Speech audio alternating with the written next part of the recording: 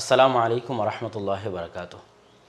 সম্মানিত উপস্থিতি এবং দর্শক মণ্ডলী, আমাদের দেশে চলমান একটি বিতর্কিত বিষয়। যদিও আমি কোনো বিতর্কিত বিষয়ে কারো নাম ধরে কোনো বক্তব্য বা কোনো কথা বলতে চাই না, তবে স্বাভাবিক যেটি মানুষের জানা প্রয়োজন সেটি জানানোটা আমাদের জিম্মেদারি এবং দায়িত্ব মনে করি। আরবি বাক্য পড়ার ক্ষেত্রে বা কোরআন তেলাওয়াতের ক্ষেত্রে কোথায় থামতে হবে এবং কোথায় থামতে হবে না তার স্পষ্ট দিক নির্দেশনা আছে। যে জায়গাগুলোতে স্বভাবতই থামতে হবে সেগুলোতে কোরআনের আয়াতই শেষ হয়ে গেছে। কিছু কিছু আয়াত আছে যে আয়াতগুলো অনেক লম্বা, মানুষের নিঃশ্বাস সে আয়াতগুলো পর্যন্ত ধরে রাখা সম্ভব নয়। সে আয়াতগুলোর কোথায় কোথায় মানুষের জন্য থামা উচিত হবে এবং কোথায় কোথায় থামা উচিত হবে না, এগুলো যারা তাজবিদ এবং কারি তারা কোরআনের উপর গবেষণা করে এবং অর্থের উপর ভিত্তি করে, সাধারণত এই থামার বিষয়টা অর্থের সাথে সম্পৃক্ত, যে আমি কোথায় থামছি এবং কোথায় থেকে শুরু করছি, এর ফলশ্রুতিতে অর্থের মধ্যে কোনো পরিবর্তন আসছে কিনা।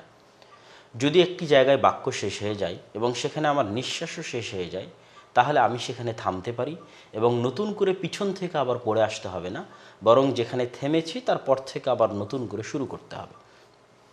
এটাকে ওয়াকফে তাম বলা হয়।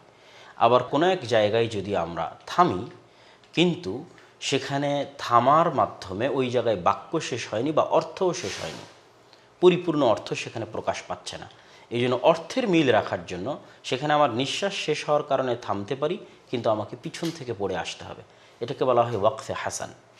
আবার কিছু কিছু জায়গা আছে যে জায়গাগুলোতে থামাটা আসলে উচিতই নয়, অনুচিত।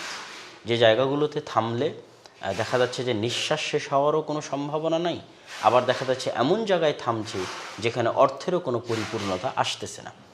তো এটা হচ্ছে আরবিতে কোথায় থামতে হবে কোথায় থামতে হবে না তার উপর সংক্ষিপ্ত মৌলিক নিয়ম। তো এই মৌলিক নিয়মের আলোকে যদি আমরা একটু উদাহরণের আলোকে দেখি, যেমন ধরেন বিসমিল্লাহ।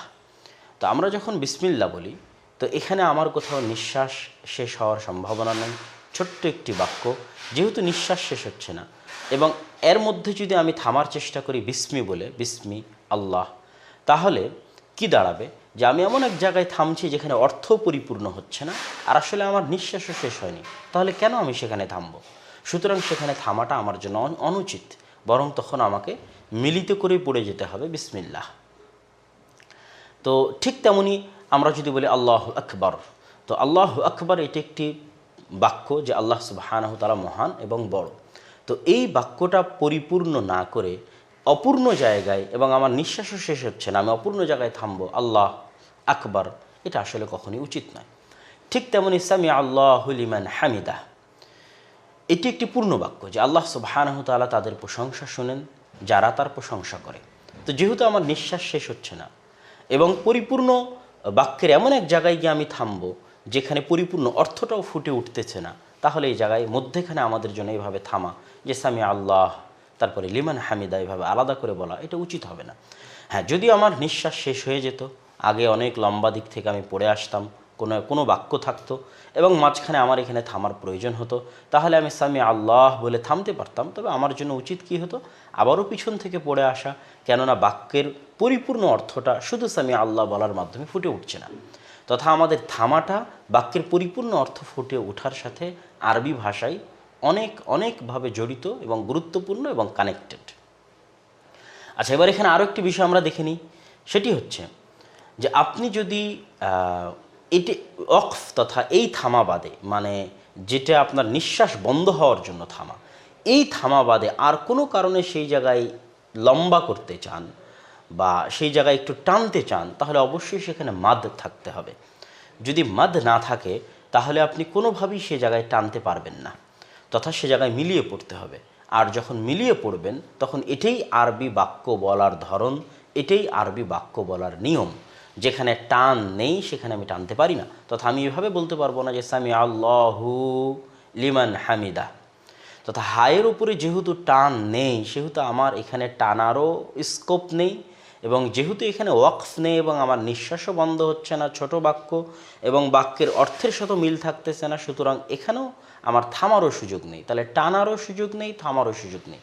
তাহলে যেখানে আমার টানার সুযোগ নেই, মাদ করার সুযোগ নেই, এবং যেখানে আমার থামার সুযোগ নেই, সেখানে মিলিয়ে পড়তে হবে। এবং মিলিয়ে পড়ার ক্ষেত্রে আমার এবং আপনার ব্রেনে যদি এরকম মনে হয় যে আমি এটা একটা নতুন শব্দ তৈরি করলাম, আসলে এটা কোনো নতুন শব্দ নয়, বরং আমি এটা শুরু থেকে পড়ে আসতেছি, তার ধারাবাহিকতা বজায় রেখে আমরা সামনে আগাচ্ছি। এটা শুধু এই সামি আল্লাহর ক্ষেত্রে নয়, সামি আল্লাহু লিমান হামিদার ক্ষেত্রে নয়, বরং আরও যত বাক্য আমরা পরিপূতি বাক্যের ক্ষেত্রে, যেমন আমরা বিসমিল্লাহ বলি, তো এটি বিসমি আল্লাহ না বলি কিন্তু আমরা মিল্লাহ। তা আমি যদি এখন বলি যে মিল্লা এটা কোনো শব্দ কিনা, তাহলে আসলে মিল্লা আলাদা করে আমরা কোনো শব্দ উচ্চারণ করছি না, বরং আমরা শুরু থেকে শুরু করেছি বিসমিল্লাহ। যেহেতু এখানে টানারও জায়গা নেই, থামারও জায়গা নেই, এই জন্য আমাকে মিলিয়ে পড়তে হচ্ছে। ঠিক আল্লাহু আকবার, আসলে হু আকবার বলে কোনো শব্দ দুনিয়াতে আছে কিনা এটা আমাদের আলাদা করে ব্রেনে আনার কোনো প্রয়োজন নাই। যেহেতু এখানে থামারও জায়গা নেই, টানারও জায়গা নেই, এই জন্য আমি মিলিয়ে পড়ছি আল্লাহু আকবার। আলহামদুলিল্লাহি রব্বিল আলামিন ফাসল্লি লিরব্বিকা ওয়ানহার। এরকম অসংখ্য প্রতিনিয়ত, প্রতি সেকেন্ডে, প্রতি মুহূর্তে আরবি পড়ার নিয়মই এটা যে যেখানে থামার সুযোগ নেই, টানার সুযোগ নেই, সেখানে এইভাবেই মিলিয়ে পড়তে হবে। সুতরাং আলাদাভাবে ব্রেনে নতুন করে কোনো শব্দ তৈরি করে অন্তরের মধ্যে ওয়াসওয়াসা দেওয়ার কোনো প্রয়োজন নেই। সামি আল্লাহু লিমান হামিদাহ, এখানে এরকম ব্রেনে ওয়াসওয়াসা দেওয়ার প্রয়োজন নেই যে হলিমান এটি আলাদা একটি শব্দ, এটি কখনই আলাদা একটি শব্দ নয়। যেমন মিল্লাহ কখনই আলাদা একটি শব্দ নয়, যেমন হু আকবর কখনই আলাদা একটি শব্দ নয়, বরং বিসমিল্লাহ যেমন আমি মিলিয়ে পড়েছি, আল্লাহু আকবর যেমন আমি মিলিয়ে পড়েছি, ঠিক তেমনই সামি আল্লাহু লিমান হামিদাহ আমি মিলিয়ে পড়ব। সম্মানিত উপস্থিতি, আশা করি আপনাদের সামনে স্পষ্ট হয়েছে। সুতরাং এটি নিয়ে অতি বাড়াবাড়ি বা অতি ছড়াছড়ির কোনো প্রয়োজন নেই, বরং আমরা চেষ্টা করব আমাদের নিকটস্থ মসজিদের যিনি শুদ্ধভাবে কোরআন তেলাওয়াত করতে পারে, আরবি পড়তে পারে, তার নিকট থেকে এই জাতীয় অসসার মধ্যে না পড়ে বরং সঠিক উচ্চারণের আরও বহু দিক আছে, সেগুলো শুদ্ধ করা। যেমন সামি আ, এখানে আইন কিভাবে উচ্চারিত হবে, সামি আল্লাহ না সামি আল্লাহ, এখানে পোর না বারিক, এরকম আরও অসংখ্য নিয়ম আছে যেগুলো আসলে আমরা জানি না বা যেগুলোতে আমরা ভুল করি। সেই আসল ভুলগুলো শুদ্ধ করে সঠিকভাবে আমাদেরকে পড়ার চেষ্টা করার জন্য আমরা আমাদের নিকটস্থ ইমাম হোক, কারি হোক, যারা কোরআন ভালো জানে তাদের নিকট থেকে আমরা শুদ্ধ করে নিই। কিন্তু ওই যেটা আমরা সঠিকভাবেই পড়তেছি কিন্তু তার মধ্যে থেকে ওয়াসওয়াসা দিয়ে আলাদা করে কোনো শব্দ তৈরি করা, এই ওয়াসওয়াসা ব্রেনে নিয়ে আসার প্রয়োজন নেই। আল্লাহ সুবহানাহু ওয়া তাআলা আমাদেরকে সঠিক জানা এবং বোঝার তৌফিক দান করুক। আল্লাহুম্মা আমিন। আসসালামু আলাইকুম ওয়া রাহমাতুল্লাহি ওয়া বারাকাতুহু।